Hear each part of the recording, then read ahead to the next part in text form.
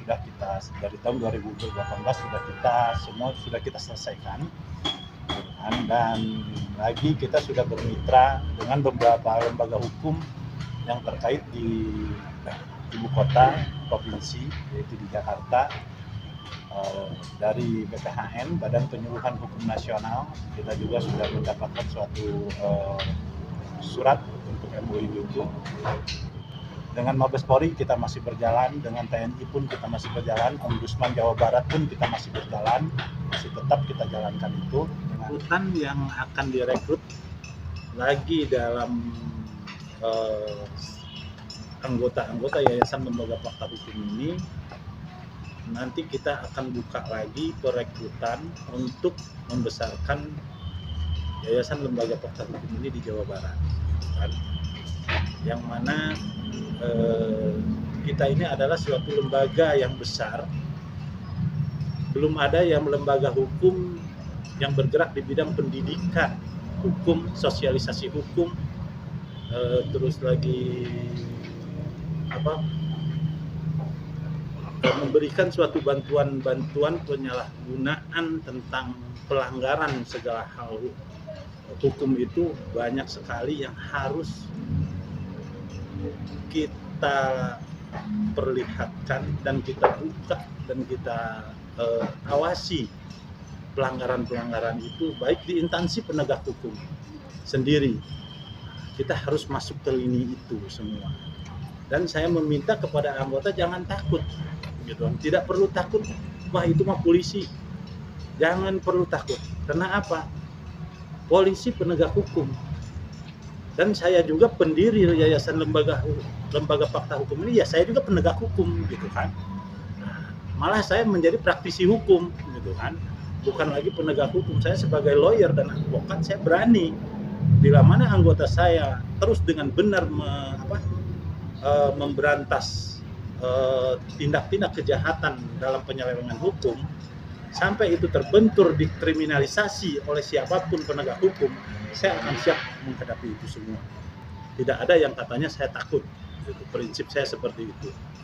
Nah, karena kita ini lembaga fakta hukum ini dibuat untuk masyarakat yang memerlukan bantuan hukum.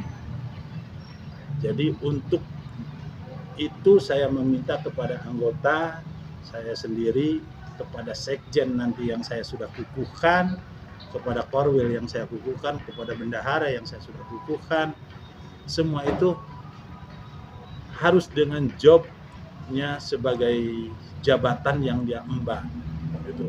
Jadi yang saya mau bedah itu nanti ketika didiklat, gitu kan. Di diklat itulah anggota mempunyai satu ilmu, gitu kan. Yang kita rekrut ini semua bukan sarjana hukum, Pak.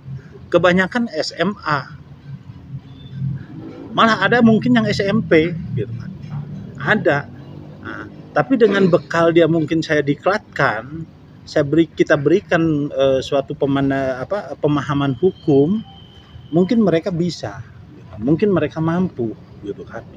Nah, kalau mau jadi advokat, ya ayo saya dorong, gitu kan. Saya referensi kuliahnya di mana, sok, gitu kan. Saya siapkan, karena saya mengelahirkan anggota kita yang dari 2018 sampai hari ini ada 6 anggota saya yang menjadi pengacara, yang menjadi advokat. Alhamdulillah, gitu kan. Jasa saya tidak sia-sia memberikan anak-anak, sok kalau kamu mau jadi penegak hukum, kuliah, ngambil jurusan hukum.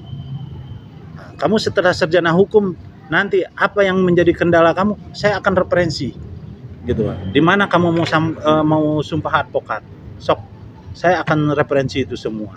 Nah, jadi sekarang itu Yayasan Lembaga Fakta Hukum, apalagi saya sekarang menjadi suatu pengurus organisasi advokat, gitu kan, yang sangat gampang bagi saya untuk anggota saya ketika lulus sarjana hukum, saya masukkan jadi advokat, sangat gampang bagi saya karena saya sebagai pengurus di wadah organisasi advokat yang besar di Jawa Barat ini, gitu kan. Jadi tidak susah untuk saya itu, gitu kan.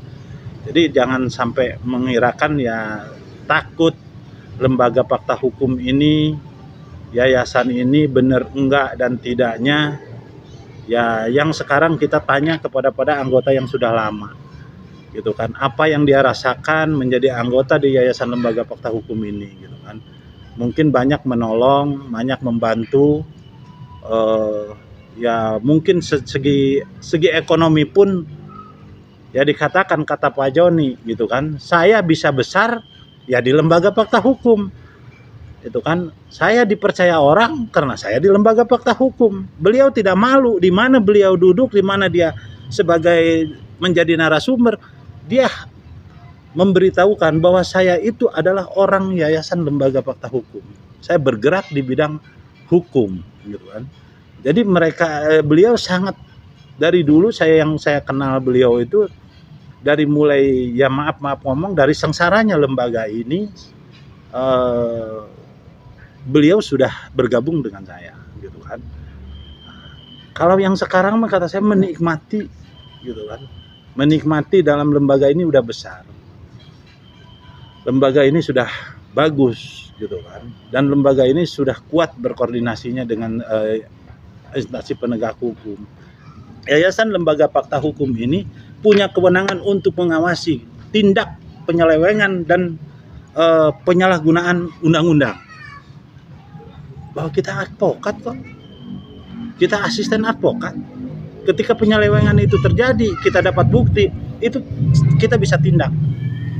Jangankan masyarakat, gitu kan. Penegak hukum polisi pun ketika menyeleweng dengan kita dapat kita buktinya, saya siap, gitu. Nah jadi sekarang daripada anggota kita ini dan seperti Pak Jeko nanti kita akan koordinasikan di sini bukan hanya sebagai anggota